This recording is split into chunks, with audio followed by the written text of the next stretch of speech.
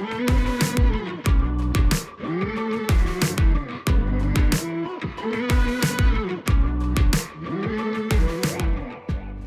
listening to the Decidedly podcast with Sanger Smith and Sean Smith. Our mission is to help business owners like you defeat bad decision-making so you can improve your health, wealth, and relationships. We do this by digging deep into the stories and expertise of our guests and distilling their knowledge into actionable wisdom for you to carry into your life and business. If you're new to the show, welcome. Be sure to hit the subscribe button so you won't miss out on any of our weekly episodes. If you prefer to watch this week's episode, head on over to YouTube for the full video. Now, let's get into this week's episode and defeat bad decision-making in your life and business.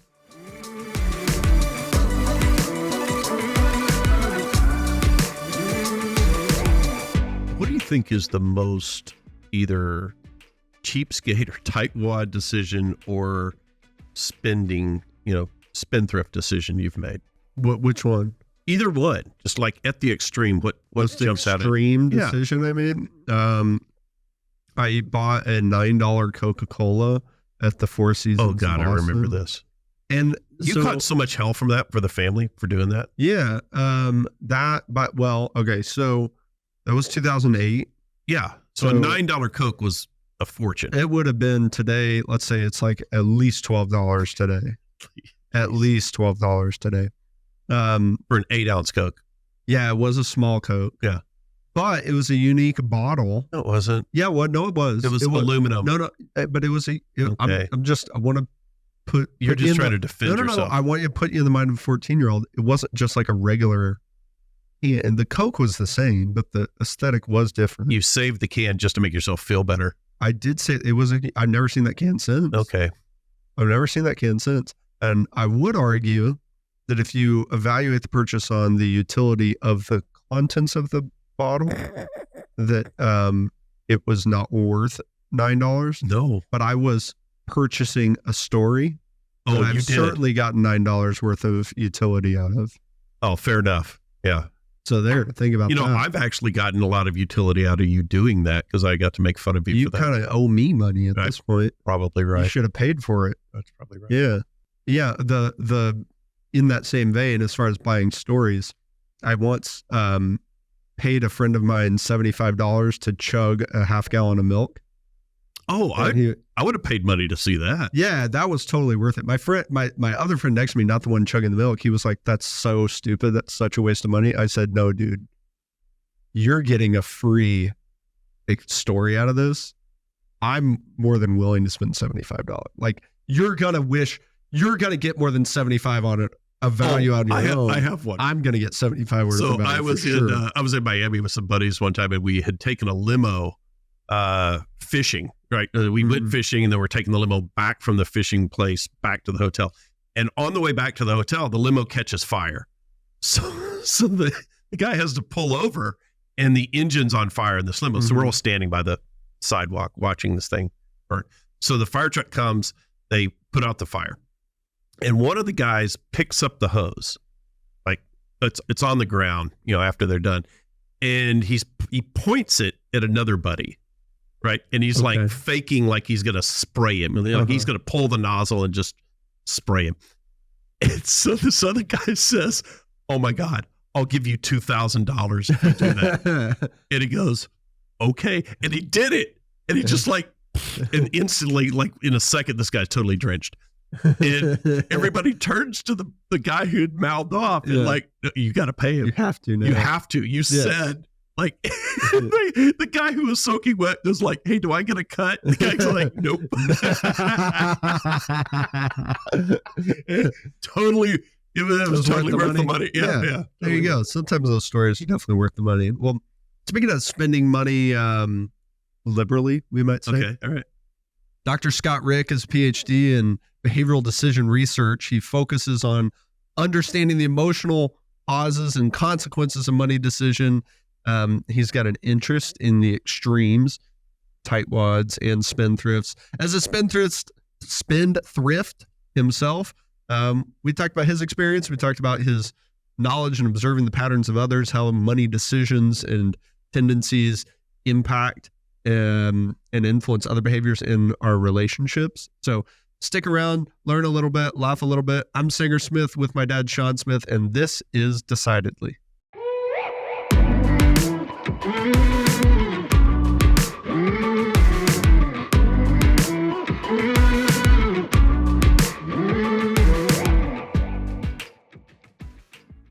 So Senator Rick Scott is a politician who loves spending money, and you're Dr. Scott Rick, who Just working on loves the opposite. Yeah. Y'all get confused for each other often? Yeah, I get I actually get some of his hate mail to my No way. Do you really? No way. forward it to him, let him review that. Yeah. Well, that's good. You're doing your part, I guess. Whatever I can do. How did you get interested in researching how people spend money?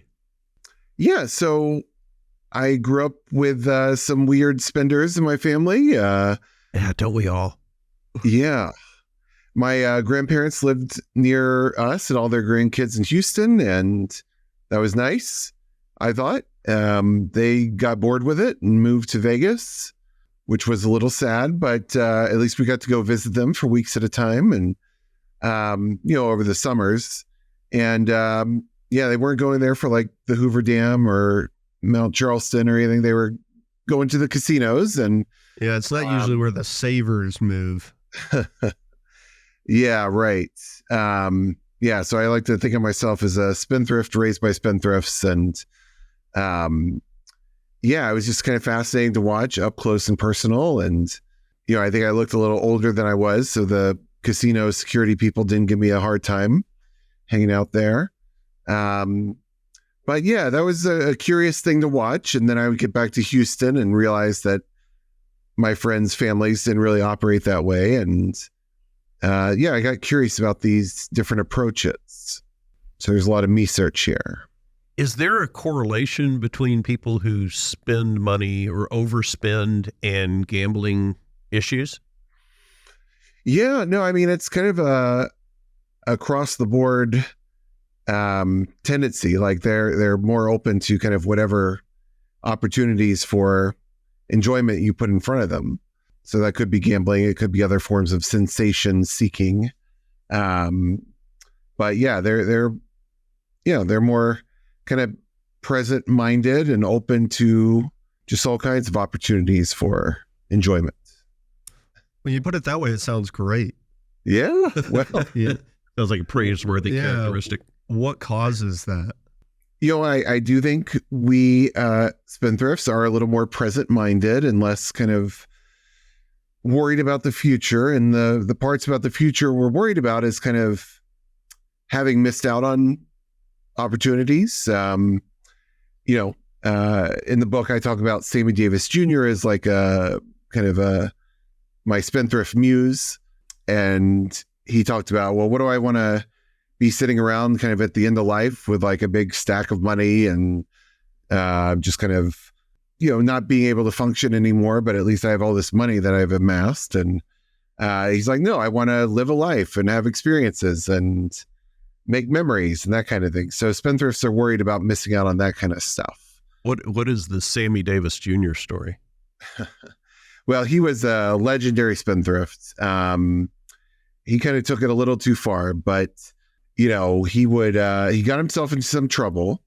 And one time, for example, an accountant kind of told him, like, this is going off the rails. You have to behave yourself. And Sammy's like, okay, I understand. No more frivolous spending.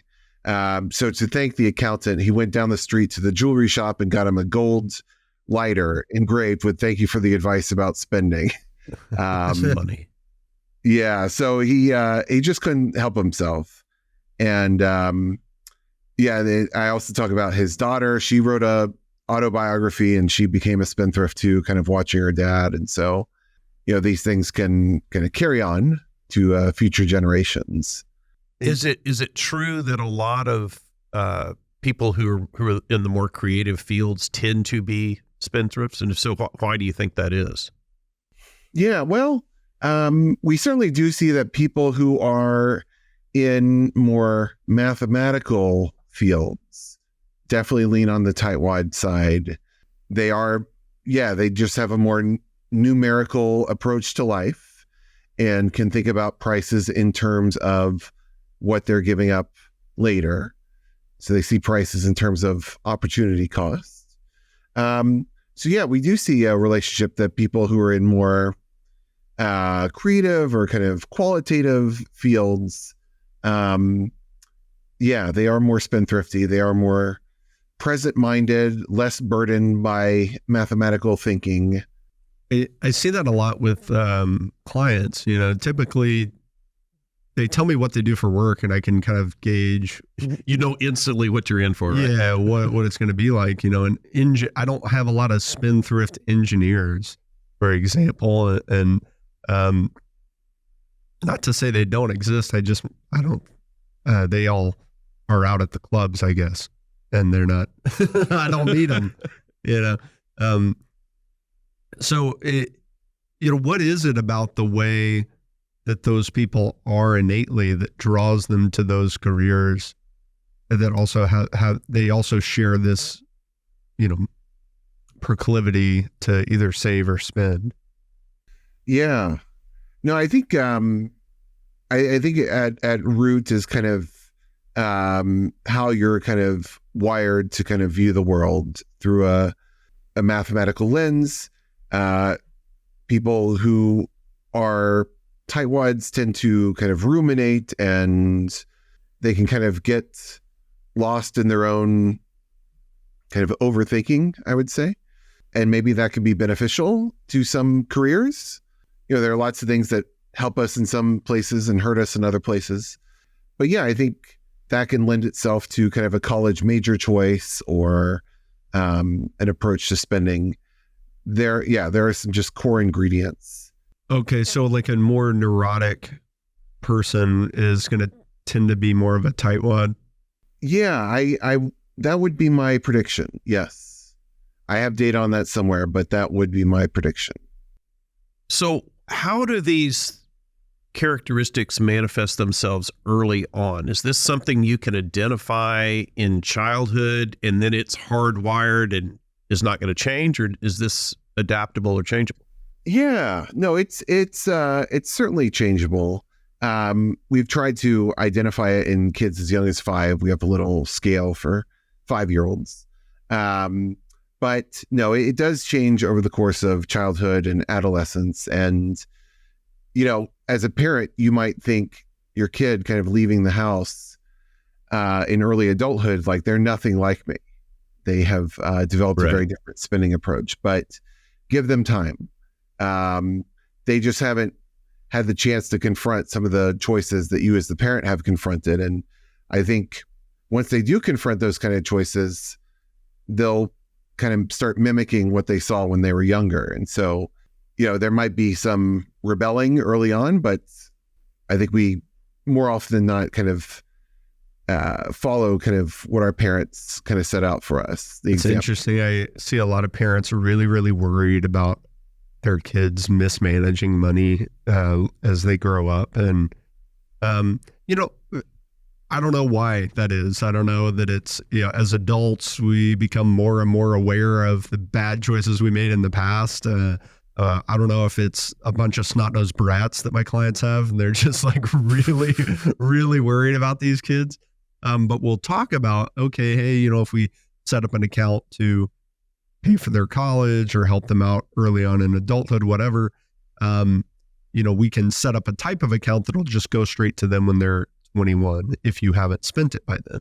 And a lot of my clients are, I don't know. I don't want that. They're going to go crazy. And when I ask them about like, what type of misbehavior would you have to see that would make you devastated that you gave your son $30,000 at age 21 or something? And usually it's like anything short of debilitating drug addiction. Okay, it's going to be all right. Like my son's a little bit irresponsible. Like, good. He'll go learn an expensive lesson at 21 instead of at 41. But it's funny to me that people who maybe even are tightwads themselves, husband and wife, are both very money conscious. They obviously care about their money. They're working with a a wealth advisor on their money, and presumably these habits have been observed by their child, whether they've consciously taught any money lessons to their child or not, that they could still be so worried. Right. It's one of these low probability events that we kind of overweight and get too scared about. But that's very interesting. I don't know that I would have expected that. That kind of fear that they'll just go haywire with the money. Yeah, and I kind of, once people think of it logically, a lot of times they'll pull back. I'll be like, okay, hey, what amount of money would it take to ruin a 21-year-old's life? Like irrecoverable mistakes. And that amount of money is always like an order of magnitude larger than whatever we're talking about. Yeah. It's like you are going to give them $5 million on their 21st birthday anyway. So what does it matter? Right. Have you noticed that these are outgrowths of other fundamental characteristics? In other words, how we make decisions with money. Is that an outgrowth of more fundamental core issues on just how we are hardwired and the people we are? Or is it its own set of characteristics? So, certainly kind of present versus future mindedness is kind of a huge core component. How much do you care about now versus later? And how do you weight current versus future pleasure and pain? That's big. I think sometimes there's like a morality that's kind of inferred from people's spending. Like it seems naughty or irresponsible, a lot of spending. I don't think that's kind of at the core of this. A lot of big spending by spendthrifts is kind of, they do a lot of just in case purchases. I might be shopping for work clothes and maybe I'll encounter like a velvet blazer and say, oh, that would be fun for like a holiday party. I'm not invited to a holiday party, but what if I was? I wouldn't want to be without this. Or they might shop just to kind of, try to force themselves like, oh, maybe if I buy this coffee mug, I'll start bringing my coffee to work instead of buying it at Starbucks. And so it's, there's some hopefulness to it. There's exploration. I don't want to be without it. But yeah, people look at particularly spendthrift behavior and see it as very kind of just irresponsible and, just there's some kind of moral problem with it, but I don't view it that way. So it seems, correct me if I'm wrong, it seems like it breaks down into, if someone tends to be more extroverted, they also tend to be more spendthrift. If somebody tends to be more introverted, they tend to be more tightwad. Can it be broken down as simply as that? No, there are plenty of introverted spendthrifts and extroverted tightwads. But certainly it would be hard to be a extroverted tightwad unless you just really like outdoor adventures or things that don't cost a lot of money. It would be a harder life to live. So yeah, I don't think those go together so well, but you can get yourself into difficult combinations there. How do I make sure I'm making appropriate or high quality decisions in? If the cards that I've been dealt is that I tend to be a tightwad guy, right? Mm-hmm. How do I make sure I'm making good decisions with that knowledge?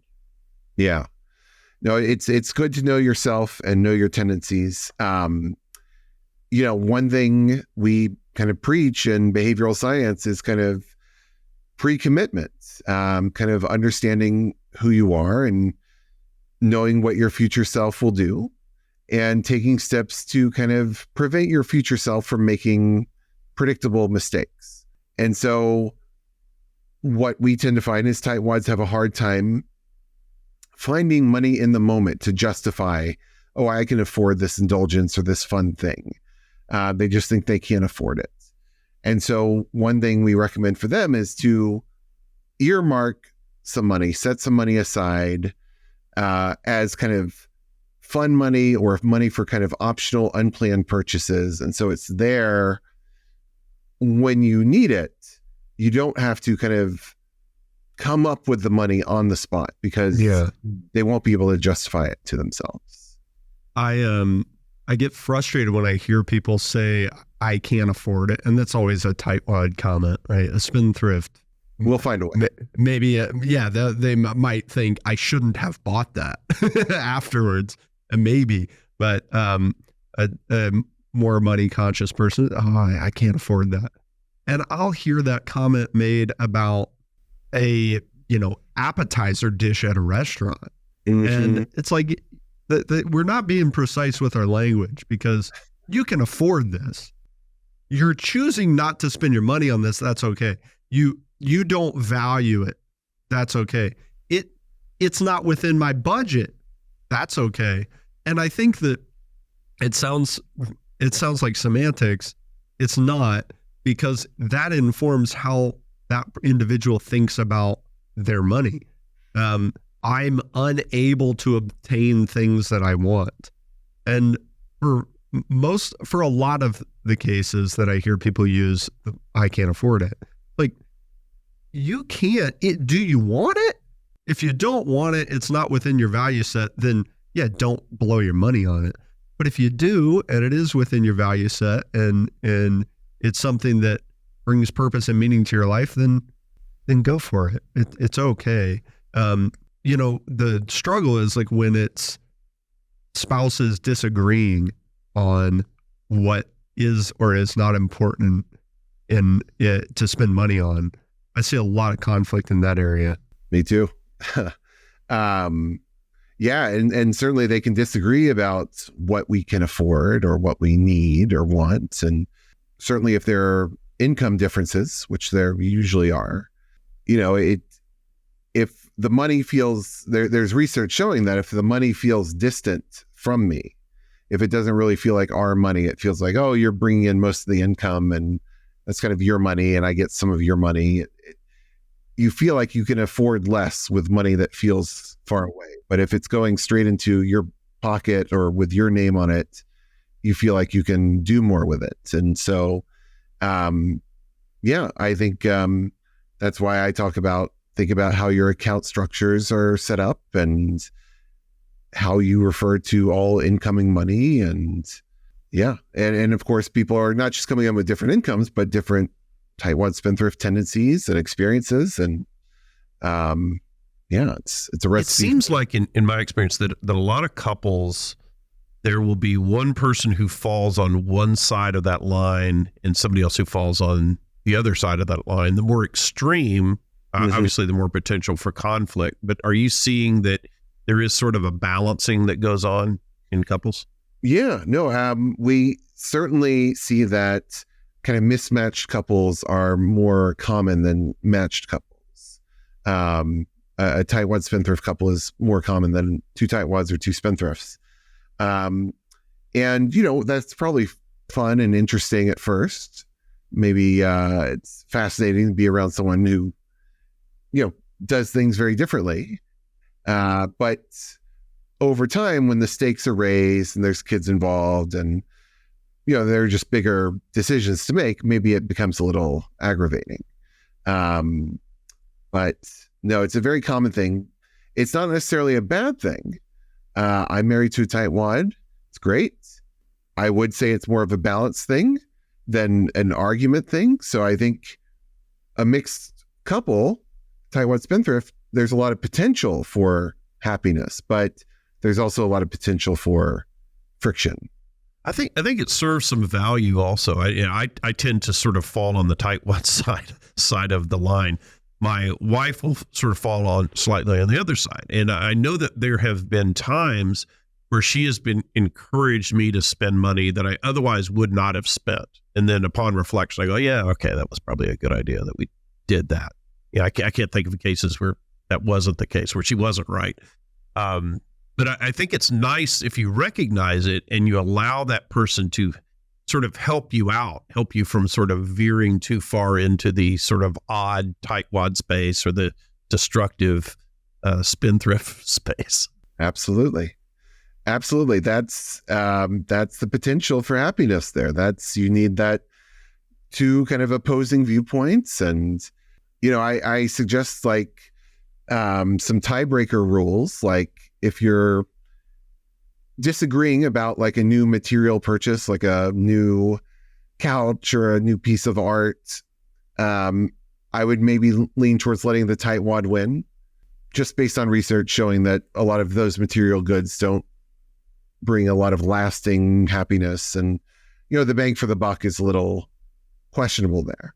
But if you're disagreeing about an experience or like a family trip or some kind of new adventure, then I would try to lean towards letting the spendthrift win, because there we know that those novel experiences can bring a lot of lasting happiness, and you can learn about your family and to tell stories over time, and there's a lot of good things to come with it. So that could be one way to balance out.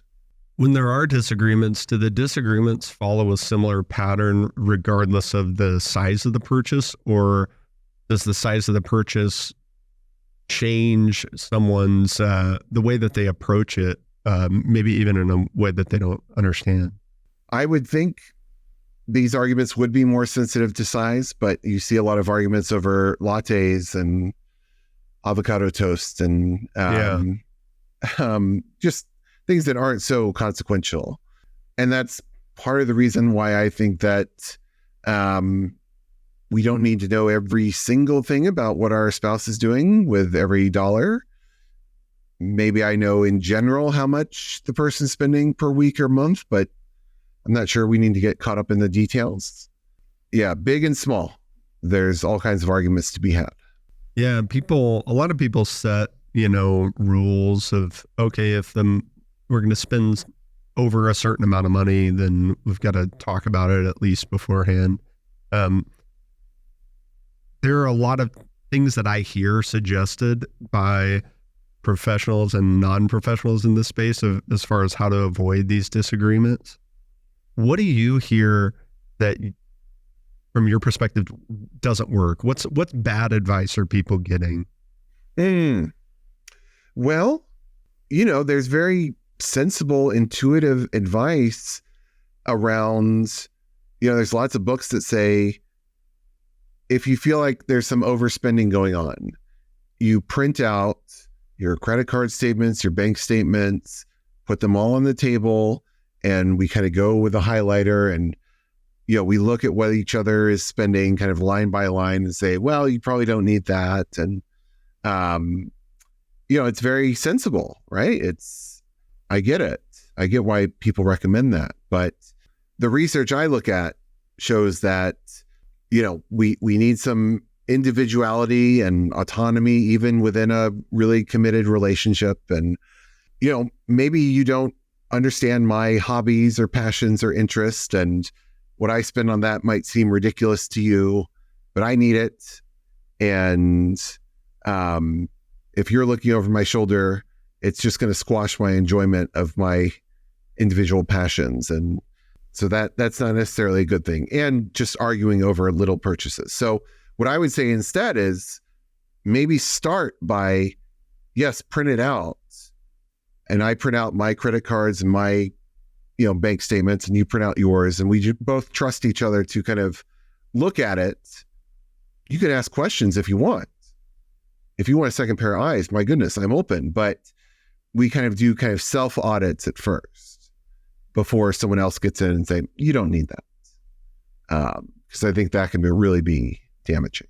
Wait, what can be damaging? The separate accounts or the? Well, what can be damaging is I'm looking over your shoulder and I'm telling you what you don't need. Oh, yeah. And I think that's bad.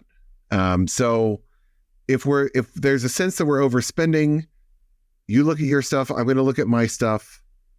I'm going to trust you to notice where things are going wrong and make adjustments. If you want me to come over and look at things, of course, we'll do that. But that's not the first step. The first step is each person looks at their own recent spending. Yeah. When people tell others, whether it's their kids, their friends, their spouse, oh, that's a waste of money. That thing that you're spending money on particularly regularly is a waste of money.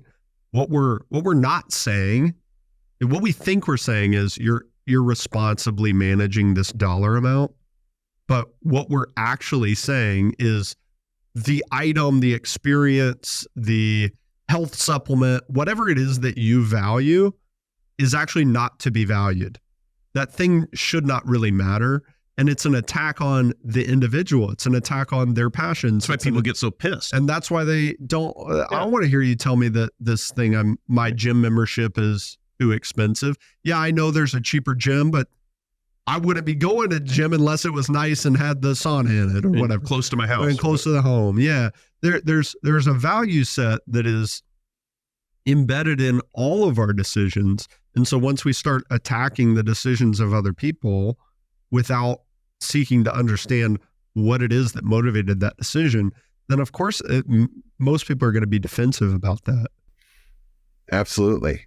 And yes, there are just things that we need and maybe our partner doesn't fully understand or endorse, but as long as we're not obviously jeopardizing the households by doing it, I think there are some details that are best left kind of available upon request rather than just like thrown in someone's face. It's just kind of, this is why I like a combination of joint and separate accounts. I like a joint account to make all the incoming money our money. I do think there should be full transparency around income, and a joint account can reduce scorekeeping. Scorekeeping is usually bad for a relationship. Yes. I contribute this much, you contribute that. You spent $5,000 on that. So now I need to find a way to spend $5,000 on myself. Well, yeah. So I think we can each take some of our money and put it into a separate account. And maybe we agree on an amount per week or month, and whatever you do with that, that's what you do with that. I don't need to know the details of what you do with that portion of our money. So to me, that is kind of the optimal combination. Yeah, I think where people get in trouble is they take that, they push the boundaries of that, allowance, so to speak, and they start to eventually just divide everything except that which is 100% equally shared. And then so they say, well, you bought a Subway sandwich for lunch. You could have packed your lunch. You spent $12 unnecessary dollars. That should have gone out of your account.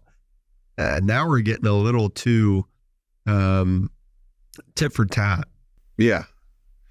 No, I mean, the moving of our money into separate accounts is meant to avoid the tit for tat. Like, I shouldn't even know that you got Subway for lunch.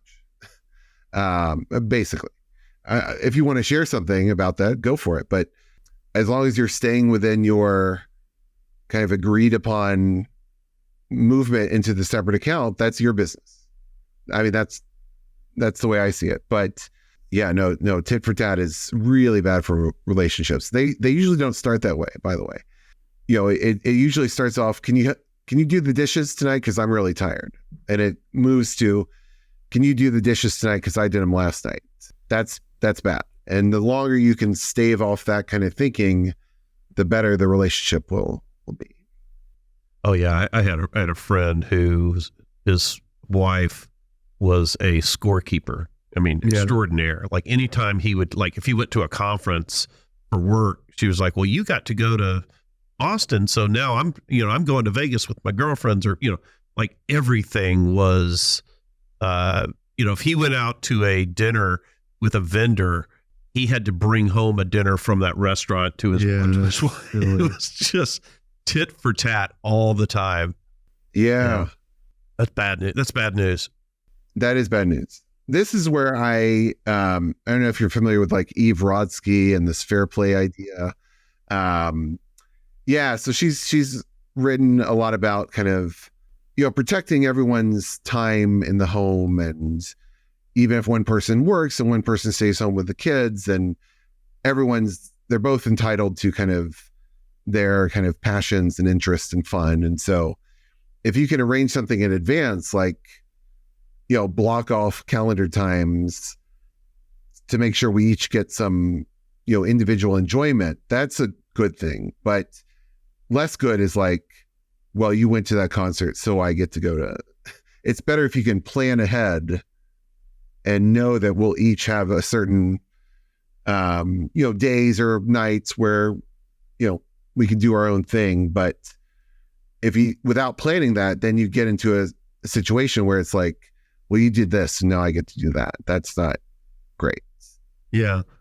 So when people within the context of a shared account, is there how do I avoid the tit for tat and the scorekeeping, aside from just making sure that there's nothing in this joint account that is not shared expense? Yeah. So the joint account is good. Right. For the shared expense, any shared expenses. And yeah, there might be some debate about how much we should each get in our separate accounts. It's not obvious that it should be equal. May one person, does a lot of shopping for the family and the other person is spared of that. So maybe they should get more in their separate account to, cover all those family expenses. So yeah, there still is room for disagreement. And I think we agree that the absence of a joint account is going to make the appropriate framework of having a conjoined life essentially impossible when it comes to finances. Mm-hmm. If you do not have a joint account, that's a really, really bad problem. And I cringe when I'm like out to dinner with married couples and they go, "Oh, well, he's paying tonight." Yeah. Or no, well, she always pays for dinner, and then I get the groceries. I'm like, whoa, what are we doing? This is too much division in what's supposed to be, a unifying relationship. Yes, I think I disagree a little bit with, or I'm still having trouble with the idea of any separate accounts, because I think maybe the optimal solution is something that only very few people can actually attain. But the best possible outcome would be I'm not scorekeeping even with the information that tempts me to scorekeep. I'm not, if my wife wants to spend more money on, health supplements or something that I tried and didn't notice any benefit for me, and it seems a little silly, but that's what helps her feel like she's prioritizing her health, and I'm going to let her do that. It doesn't have to be totally her own thing.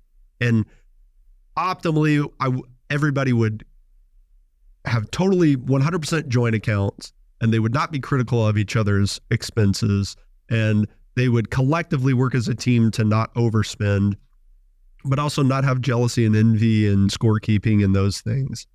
And the separate accounts, it makes me nervous because it's like a last resort of, you can't avoid judging me for my value set. So instead of learning to love me for my value set, you're going to just hide the information from yourself so you're not tempted to criticize me for who I am. No, that's fair. I might have a little more, I hate to say pessimistic view of people, but I think when information is in front of them, it's hard to avoid looking and pondering it and, letting thoughts take over. But, there are other ways to, so what I call this, I call it like, financial translucency instead of financial transparency. So it's like, I'm not getting like the exact details, but I'm getting like a sense of what everyone's up to. But you could do that with just a joint account. Like, let's say we each have credit cards and, I see that you made your $2,000 monthly credit card payment. Like, I don't need to see the statement. We each only, we still only have the one joint account, but I know that somebody's going to pay your card, some paying mine, but again, the details are hidden. So there's other ways to, live and let live, so to speak. But yeah, I see a lot of that, where there's, separate credit cards that feed from a joint account. And, I know in my situation, I will periodically look at my wife's credit card billing just as an audit to make sure there's no problems. Sure. Not as a way to say, hey, what is this? And so I'll text her and say, hey, I noticed this, $50.87. What is this? And I'll get the answer, but she knows that's not coming from a place of judgment. It's coming from a place of just curiosity, just making sure, hey, what is this? Every now and then, I'll come like, what is this, this Peloton subscription for this Peloton you've never been on, what is that? That's a different conversation, but sometimes it's a billing in error that you got to fix. So you want to look at it.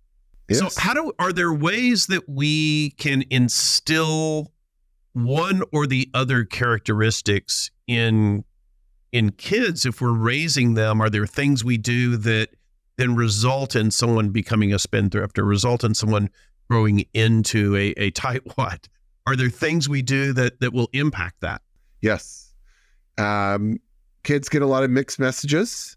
I know I've said things like, all right, time to get off the screens. Now, hold on, let daddy check and see if his tweet has any likes. Like, we'll say, do as I say, not as I do. But, the research is very clear on this, that kids are more likely to mimic what they see us doing than follow the verbal advice. So, yeah, that was kind of a important thing to realize as a spendthrift parent, kind of maybe being less of a spendthrift in front of them. Maybe when they see me using a credit card at Target, especially when they were younger, kind of explaining what that means. Like, to them, it can just seem like free items. As long as you have your plastic card, that's the free items card. And so you have to explain what that means. So just getting them a little financially literate is useful.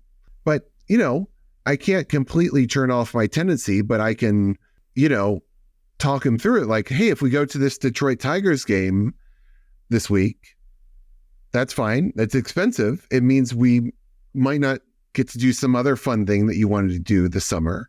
That's a trade-off we'll have to make. And it's okay to make those trade-offs sometimes, but just realize what we're giving up by doing this other fun thing. And so, just trying to help them understand trade-offs that might otherwise be invisible to them, or certainly not top of mind. But yes, it is a challenge. And, I think spendthrifts have a built-in advantage in influencing the kid, because the tightwad parent, if they say no to something, that just means no for now. I could ask again and again, and eventually the tightwad might be like, okay, fine. And then the money's spent. And once it's spent, it's kind of spent forever. And so those decisions to spend are much more permanent than the decisions not to spend. Yeah. One thing that drives me crazy is when parents don't educate their children on money and then they call their kids spoiled brats. I think that's like one of the, oh my gosh, such a hurtful thing to call your child. You're spoiled. You're broken. You're messed up beyond repair. And hearing that coming from people think it's cute. Oh, they're a spoiled brat. No, it's so damaging to hear that as a kid. Spoiled is irredeemable, right? Yeah, spoiled's right. Yeah. Oh, and sometimes they'll double down. They go, you're spoiled rotten. Oh, if it wasn't bad enough that I was spoiled and irredeemable, You're all the way spoiled. I'm rotten and repulsive as well. And that's, first of all, it's your fault, Mom, if that's how you think. If your child is exhibiting off-putting behavior related to their entitlement and desires, whatever, that's on you. You didn't check that. And now you're telling them it's their fault that their parents succeeded financially and didn't say no when it came time for the Christmas list to be created. And that just, it makes me so sad. It's easy to solve it. One is be open and honest about with your children, and it doesn't mean give them less necessarily. It might be as simple as saying, hey, other kids in your school, they're not going to get these things that you're asking for. You're asking to go to the Tigers game. we can go, recognize that this is not something that every family gets to do. And so I hope that you remember that when you're here and be thankful. And when they're complaining, oh, Mom, it's hot. Why? Hey, remember what I told you. This is something that a lot of kids would love to go to, and they don't get to do it. Yes. Yeah, no, we try to give them that broader context as much as possible. And we are in a community where there is a lot of inequality around us in both directions. Yeah. And it is something they struggle to understand. And so it's good to kind of help them talk through it. And no, I certainly agree that, a child does not emerge spoiled. It is it's a result of parenting decisions. And, I'm sympathetic. I understand as parents, we're exhausted and stressed, and there's certainly lots of room for imperfection, but they don't start off spoiled. Yeah. We always made sure you guys had money that you could spend on your own. I remember when we would go to, if we went to Disney World, for example, we would say, well, here's money you can have. Yeah. As we go into the park, this is your money to spend on whatever you want. We go on a trip. Always be the dumbest thing they have. Oh, you spent on the stupidest stuff. Always would be the dumbest thing. Oh, I just had to cringe because that was the deal. I'm like, you could spend this however you want because I'm teaching you, right? Yeah. And then you just make these dumbass decisions to buy the stupidest thing. Some hat I'll never wear. A hat or a pirate sword or something. Yeah. I don't know what you did. Yeah, I have a Davy Crockett raccoon hat. Oh yeah, that was one of them. I've never worn it. But I have to keep it now. The only time I broke that is it got so egregious. You had money. We went to New York City and we went to a Broadway play. And after the Broadway play, they were saying, hey, you could buy a poster signed by the cast. And this was like Beauty and the Beast or something like that, right? Sure. And they're like, you could buy, it was it was a fundraiser thing. So it was super overpriced. And it was like $180 for this poster. I remember this. And you wanted to do it. You were I like, couldn't name one person. No, you'd never seen any of these people before. You're like, I want a poster of the cast of Beauty and the Beast for Broadway, and I'm going to spend my $180. I'm like, dude, no, you're not doing that. It's my money. I can blowing it on day one of the trip. I'm going to have to step in. You're going to regret this decision. So that was the only time I sort of bailed out. I think I got like a Nolan Ryan signed autograph ball. Yeah. The next day we went to I never liked musical theater. Why was I wanting to spend money? Then the next day we go to with some it was like a sports memorabilia store. That's what I was all about. Anyway. Yeah. I appreciated, Scott, they had a local bank at my elementary school that every Friday would come and set up in the lobby of the elementary school and have you could bring your little piggy bank from home, bring cash, bring quarters, and deposit it directly into your own bank account. And that was such a great initiative to get me, even at kindergarten age, to understand saving and how the banking system works at least a little bit. They've since stopped doing it because it worked, and they got to shut that down. But it was like, man, I remember I bought a car with that money when I was going off to college. That was awesome. Yes. No, I relate to all of this, and I certainly loved my savings account as a kid. And I think I also do have an emergency brake on, I try to let them make their own choices too, but some are just, I cannot stomach. And, it's worse nowadays because they want to buy I want to buy something on Roblox. There's not even anything tangible. I just want my character to have a cool hat. Yeah, a little digital. Do you find that most people are self-aware enough to know if they tend spendthrift or they tend tightwad? How would you be able to help someone make better decisions knowing sort of what camp they're in or what their tendencies are? How can they make better decisions knowing that?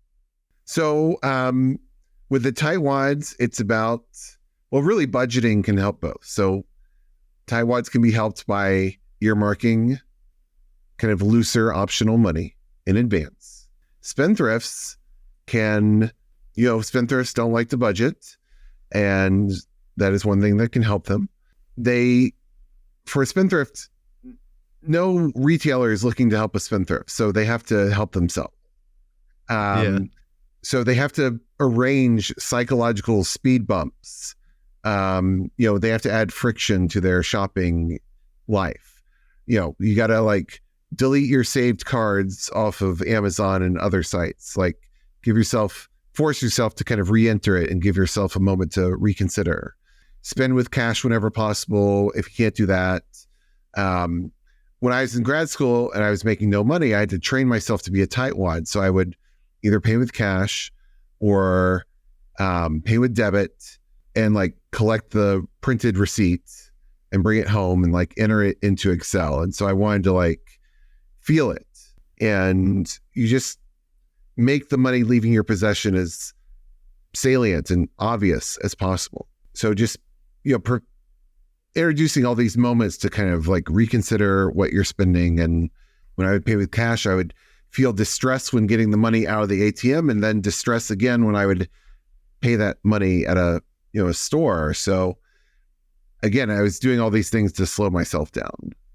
Isn't it funny how getting the money out of the ATM is that nothing has happened to that money. You still own that money, but it feels sad. It feels like a loss.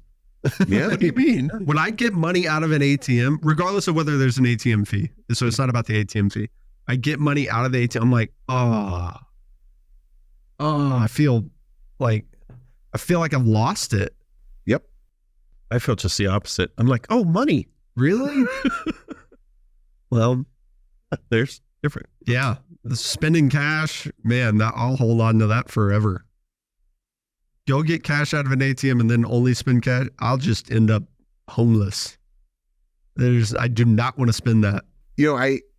Some people do say, there are some people who say, oh, when you spend cash, it feels like you're not spending, because if we spend most with cards, then. Right. That's why they give you chips in Vegas. Right. Oh, yeah. Yep. I talk about that in the book, and like used to pay for drinks at Club Med with beads. And oh, is that right? Yeah. And then people would lose their beads and then have to buy new beads. But yes. Yeah. So newly withdrawn money is particularly hard to spend. And so that's what I was finding. That's what I was doing to slow myself down. What would you say is your final decision-making tip for business owners? Well, like with a relationship, I think it's good to have different perspectives in the room. You got to spend money to make money. And I want that spendthrift perspective, but I also want to not be like WeWork or something and just kind of spend ourselves into oblivion. And yeah. So I want that kind of team of rivals in the room. That's good idea. That's good advice. Where can people connect with you and the work that you're doing? So if you go to scottrick.com, it has info about the book and the research that the book is based on. And I'm on all the socials. Recently got on Instagram. I like my handle. It's @LikelyShopping. And I'm around. Thanks so much for being here, Scott. Thanks a lot. Thank you.